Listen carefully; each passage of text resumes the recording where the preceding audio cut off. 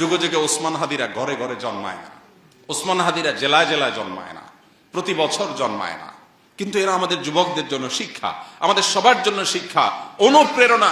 কিভাবে ক্ষুদ্র গণ্ডির ঊর্ধ্বে উঠতে হয়, কিভাবে ক্ষুদ্র চিন্তার বাইরে যেতে হয়, কিভাবে ভয়ের কালচারাল সংস্কৃতির দেয়ালকে, প্রাচীরকে ভেঙে দিতে হয়, এটা শেখানোর মতো মানুষ ঘরে ঘরে হয় না।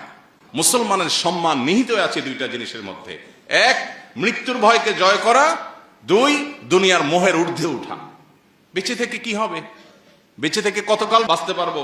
1000 বছর তো বাঁচতে পারবো না, মরতে তো হবেই। তাহলে সে মৃত্যুটা কেন গৌরবের মৃত্যু হবে না? সে মৃত্যুটা কেন সার্থক মৃত্যু হবে না? সে মৃত্যু কেন হাজার হাজার তরুণকে উজ্জীবিত করবে না? সে মৃত্যু কেন বহু মানুষের বিবেককে খুলে দিবে না?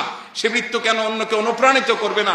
এই মৃত্যু কেমন মৃত্যু, যে মৃত্যু আমার একজন ভীরু মানুষের মতো মৃত্যু হবে? আমি পলায়ন পর হয়ে মৃত্যু কেন বরণ করব? এই মৃত্যুর ভিতরে কি সার্থকতা আছে? এই মৃত্যু তো সবাই বরণ করে, গরু ছাগলের মতো মৃত্যু হয়। আমি মানুষ, আমি প্রাণী, আমি মুসলিম, আমি আল্লাহর নবীর উম্মত, আমি বড় বড় সাহাবীদের অনুসারী, অতএব আমার মৃত্যু তো অন্য 10 জনের মৃত্যু মতো হতে পারে না। আমি একজন আদর্শবাদী মুসলিম হতে হয়। আমার চোখে মুখে থাকবে দুনিয়া জয় করার স্বপ্ন, আমার চোখে মুখে থাকবে অন্যায়ের বিরুদ্ধে কথা বলার স্বপ্ন, মাজলুম মানুষের পক্ষে কথা বলার স্বপ্ন, অন্যায় অনাচারের বিরুদ্ধে কথা বলার স্বপ্ন। এটা যদি চোখে না থাকে, এই পুরুষত্বের দাম কি? এই মনুষ্যত্বের দাম কি?